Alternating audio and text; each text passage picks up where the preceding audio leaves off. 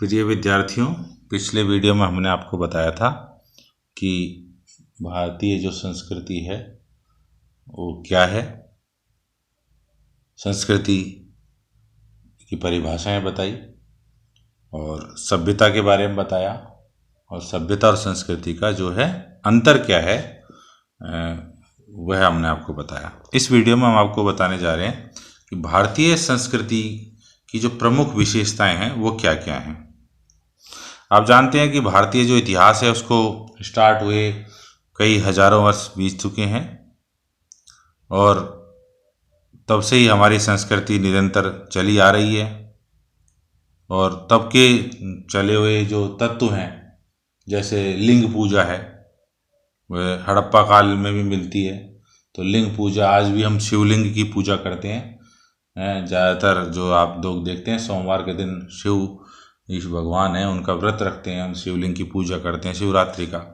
तो इस तरह से और भी जो चीज़ें हैं वो निरंतर आज भी चली आ रही हैं। और कुछ तत्व ऐसे भी हैं जो कम हो जाते हैं या परिवर्तन हो जाते हैं, कुछ तत्व ऐसे भी होते हैं। तो क्या क्या मूल विशेषताएं हैं उनके बारे में एक एक करके जानते हैं। तो पहली जो विशेषता है वह है प्राचीनता, यानी पुरानापन। प्राचीनता मतलब पुरानापन, यानी भारतीय जो संस्कृति है वह कितनी पुरानी है। तो विश्व की जो संस्कृतियां हैं, आपने नाम सुना होगा, मिस्र की सभ्यता है, बेबीलोनिया की सभ्यता, यूनानी सभ्यता। तो इन सब के मुकाबले वह आज भी मतलब निरंतर विद्यमान है। वो सभ्यताएं जो है मिट गई एक तरह से, उनका ज़्यादा निरंतरता नहीं बनी रही। लेकिन भारतीय संस्कृति कुछ इस तरह की संस्कृति है कि वह निरंतरता उसकी बनी रहती है, वो एकदम से ख़त्म नहीं होती है। समय के अनुसार जरा परिवर्तन वह कर लेती है, फिर उठती रहती है, गिरती रहती है। एक संस्कृति हमारी भारतीय संस्कृति की विशेषता है ही है।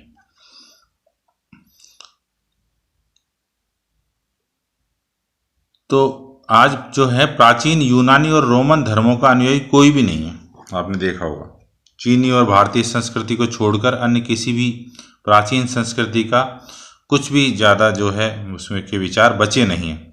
परंतु जो भारत की प्राचीन संस्कृति है वो हजारों वर्ष बीत जाने के बाद भी आज भी निरंतर बनी हुई है। आज भी आप देखते हैं कि वेदों का मंत्र हम आज भी करते हैं, उपनिषदों का चिंतन, गीता की बात है जिसमें लगातार हम करते रहते हैं। महात्मा बुद्ध और महावीर स्वामी हुए, उन्होंने अहिंसा का हमको पाठ पढ़ाया, शांति का उपदेश दिया, वह निरंतर है। आज भी आप देखिए कि गांधी जी के जो आंदोलन थे उसमें अहिंसा और शांति की बातें की गई। तो कब जो अहिंसा और शांति की बातें हुई थी 2500 साल पहले महात्मा बुद्ध के समय में, महावीर स्वामी के समय में, वह गांधी जी भी कर रहे थे। यानी वह संस्कृति के जो तत्व थे वो हमारे निरंतर मतलब चल रहे थे और चल रहे थे, पढ़े जा रहे थे, सुने जा रहे थे। इसीलिए गांधी जी ने भी सुने, गांधी जी ने भी देखा, और उनको गांधी जी ने तो जो है अपने राष्ट्रीय आंदोलन का आधार ही बना दिया। जो जन आंदोलन था गांधी जी का, अंग्रेज़ों को भारत जो है छोड़कर जाने पर मजबूर किया, अंग्रेज़ों के खिलाफ उन्होंने गुलामी की लड़ाई लड़ी। तो उस संदर्भ में आप देखिए कि कितना बड़ी बात है। और स्त्रियों के जो है बारे में अगर कहें तो आज भी हम कहते हैं कि अच्छी एक स्त्री है, संस्कारी स्त्री है, सीता है, सावित्री है, पार्वती है। तो तब की जो महिलाएं थी उनका जो है उदाहरण आज भी दिया जाता है उस तरह की। तो वह भी एक संस्कृति की जो है प्राचीनता का द्योतक है। तो इस तरह से कुल मिला के और भी जो है बातें कही जा सकती हैं कि प्राचीन है। एक अमेरिकी विद्वान हुए हैं विल ड्यूरेंट, उन्होंने भारतीय संस्कृति की प्राचीनता का उल्लेख करते हुए लिखा क्या कि यहाँ ईसा से 2900 वर्ष पहले या इससे भी पहले मोहनजोदड़ो से महात्मा गांधी और टैगोर तक उन्नति और सभ्यता का शानदार सिलसिला जारी रहा है। ईसा से 8 शताब्दी पहले उपनिषदों के से आरंभ होकर ईसा से 800 वर्ष बाद शंकर तक ईश्वरवाद के रूप में प्रतिपादित करने वाले दार्शनिक यहाँ हुए हैं। यहाँ के वैज्ञानिकों ने 3000 वर्ष पहले ज्योतिष का आविष्कार कर लिया था। इस जमाने में भी नोबेल पुरस्कार जीते। कोई भी लेखक मिस्र, बेबीलोनिया, असीरिया के इतिहास की भांति भारत के इतिहास को समाप्त नहीं कर सकता, क्योंकि भारत में अभी तक इतिहास का निर्माण हो रहा है। उसकी सभ्यता अभी भी क्रियाशील है।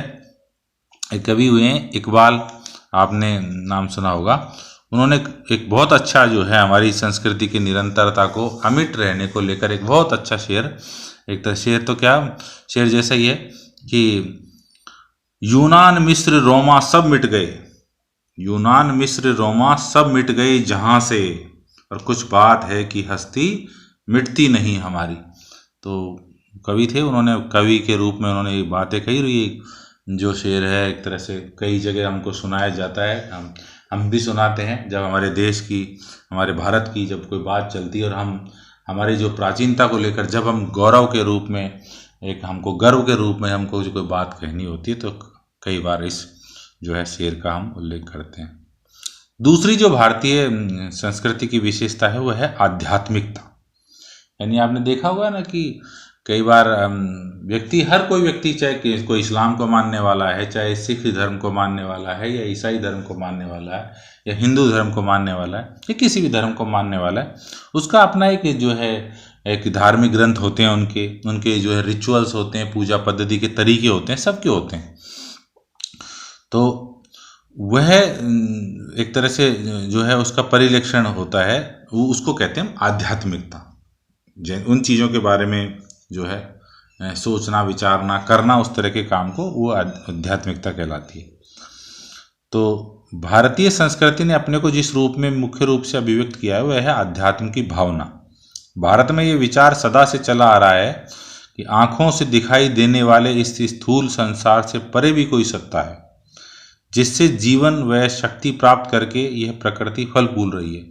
अपन देखते हैं लगातार कही देते हैं, कोई बात होती है, अरे साहब भगवान है, भगवान से बड़ा कौन है। यानी हम निरंतर, हमारे यहाँ चाहे कोई भी धर्म रहा हो, सभी धर्मों की स्थिति लगातार ये बनी रही है कि वह एक जो है यहाँ हम दुनिया है, मनुष्य की दुनिया है, धरती की दुनिया है, उससे परे भी हम एक कोई न कोई ऐसी शक्ति देखते हैं जो इस सारी दुनिया को चला रहा होता है। तो इस तरह से उसके आधार पर हमारे यहाँ की चिंतन की परंपरा है, और उन परंपराओं से जुड़े हुए तरह तरह के रीति रिवाज, परंपराएं हैं जो आपको विभिन्न त्योहारों के रूप में देखने को मिलते हैं, विभिन्न व्रतों के रूप में देखने को मिलते हैं, विभिन्न जो है तरह तरह की आयोजनों के रूप में आपको देखने को मिल जाते हैं देश में, तरह तरह की संस्कृतियों के रूप में। तो ये जो इस तरह की चीज़ें होती हैं वह अध्यात्म का एक तरह से परिचायक होती हैं। महात्मा बुद्ध और जो महावीर स्वामी हुए, उन्होंने इस तरह की चीज़ों को जो है एक तरह से चुनौतियाँ भी दी कि इस तरह का कोई कुछ नहीं होता है, लेकिन देश की जनता पर ज़्यादा कुछ असर होता नहीं है या हुआ नहीं, और वो चीज़ें लगातार अभी भी चली आ रही हैं। और धीरे धीरे जैसे महात्मा बुद्ध जब महावीर स्वामी हुए, उस समय कहते हैं कि कई जो है ना सैकड़ों आंदोलन, एक तरह से जो है वैचारिक आंदोलन कहा जाता है इनको, हुए थे। लेकिन धीरे धीरे वापस जो है हमारी औपनिषदिक चिंतन की परंपरा है, वैदिक चिंतन की परंपरा है, वापस पुनः उठ खड़ी हुई। हालांकि इस तरह की इतिहास में निरंतर जो है उठक पटक आप तरह से कह सकते हो, आपको देखी जा सकती है।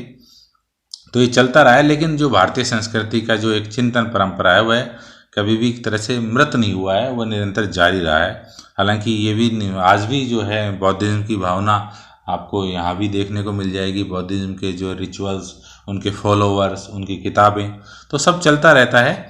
और कुल मिला के जो भी भारतीय संस्कृति की ये खास विशेषता यही रही है कि जो भी कुछ भारतीय संस्कृति में एक तरह से प्रकट होता है, उत्पन्न होता है, वह फिर उसकी जो है गति जो है निरंतरता जारी रहती है, चाहे धीरे चाहे तेज।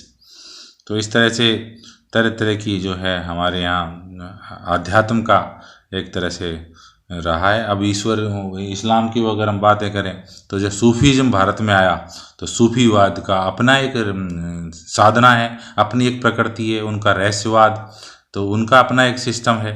हालांकि सूफीज़म में और जो हमारे योग की पद्धति है उनमें से कुछ चीज़ें मेल भी खाती हैं। तो इस तरह से जो है भारतीय संस्कृति एक तरह से मिला जुला रूप भी कई उसका हो चुकी है। तो मानव जीवन का जो सर्वोच्च लक्ष्य है वो आध्यात्मिक पद्धतियों पर चलते हुए ब्रह्म का ज्ञान प्राप्त करना या अन्य साधनों से सांसारिक जीवन से मोक्ष प्राप्त करना माना गया है और आज भी भारतीयों का ये चरम लक्ष्य है। तो यानी भारतीय संस्कृति की जो एक विशेषता है वो एक दूसरी है, वो ये भी है कि वह आध्यात्मिक है, चाहे वो यहाँ किसी भी धर्म में किसी भी तरह के लोग रहते हों। चलिए इस वीडियो में इतना ही। अगले वीडियो में आपको हम बताएंगे अगली विशेषता के बारे में और अगले वीडियो तक इंतजार करें।